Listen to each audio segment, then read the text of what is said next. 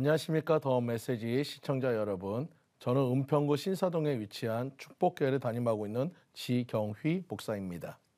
오늘 본문의 말씀인 열왕기상 18장 33절에서 35절까지 말씀, 또 나무를 버리고 송아지의 각을 떠서 나무에 놓고 이르되 통넷에 물을 채워다가 번제물과 나무 위에 부으라 하고, 또 이르되 다시 그리하라 하여 다시 그리하니, 또 이르되 세 번째로 그리하라 하여 세 번째로 그리하니 물이 제단으로 두루 흐르고 도랑에도 물이 가득 찼더라. 오늘 본문의 말씀을 중심으로 회복 정결의 물을 부어라 라는 제목으로 같이 은혜를 나누고자 합니다. 우리는 회복을 위한 많은 준비를 하여 왔습니다.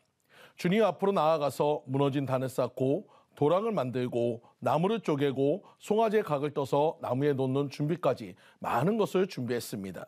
하지만 여기서 엘리야는 또 하나의 명령을 하는데, 그 모든 준비된 곳에 물을 부으라는 것입니다.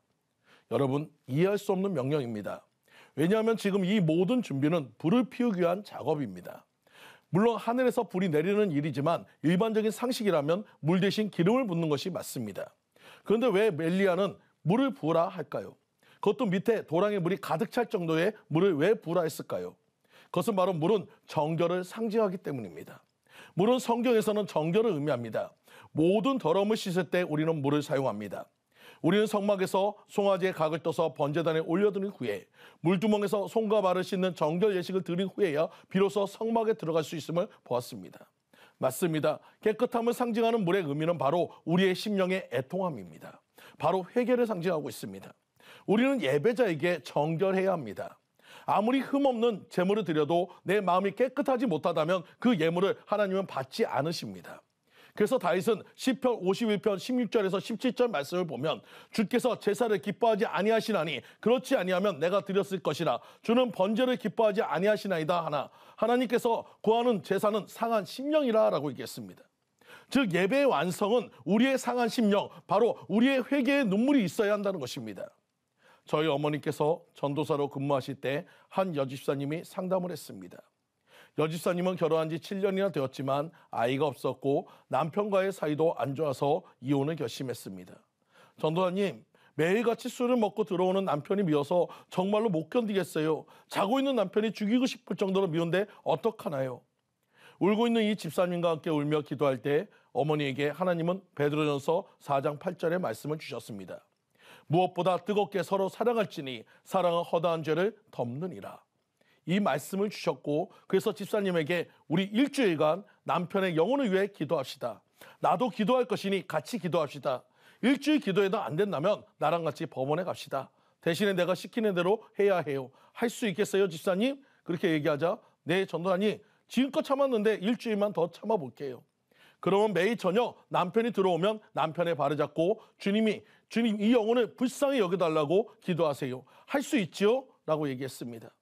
여집사님은 해보겠다고 했고, 그날 밤에 남편은 여전히 술을 먹고 들어왔고, 그런 남편 발 아래 앉은 여집사님은 기도를 해야 하는데 차마 할 수 없어서 발은 못 잡고 주님 이 영혼 불쌍히 여겨달라고 기도만 했습니다. 그 다음 날도 발치에 앉아서 기도만 하던 여집사님은 하나님이 보시고 계시는데 이러면 안 되지 않은 마음으로 그날 밤에는 발을 잡고 기도했습니다.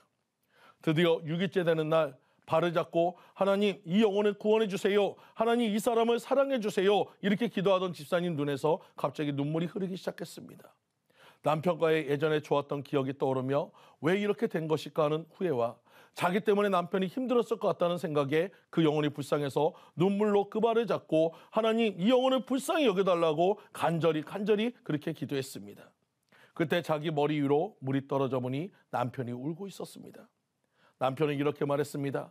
어느 날부터 매일 미워하며 말도 안 하던 아내가 자기가 들어오면 밝은 채 앉아있는 모습에 이상함을 느꼈는데, 오늘은 자기 발을 잡고 아내가 울고 있을 때 자기를 묶고 있던 사슬 같은 것이 풀어지는 느낌을 받았고, 그렇게 미워하던 아내의 얼굴이 너무나 미안해서 잘해주지 못해서 미안해서 눈물이 났어 라고 얘기했다는 것입니다. 남편은 노력해도 안 되는 아이로 인해서 아내의 얼굴 보기가 미안했고, 그것이 싫어서 매일같이 술을 마시다 보니까 이렇게 되었다고, 미안하다고, 그리고 아내가 좋아하는 예수님을 믿겠다고 그렇게 얘기했습니다.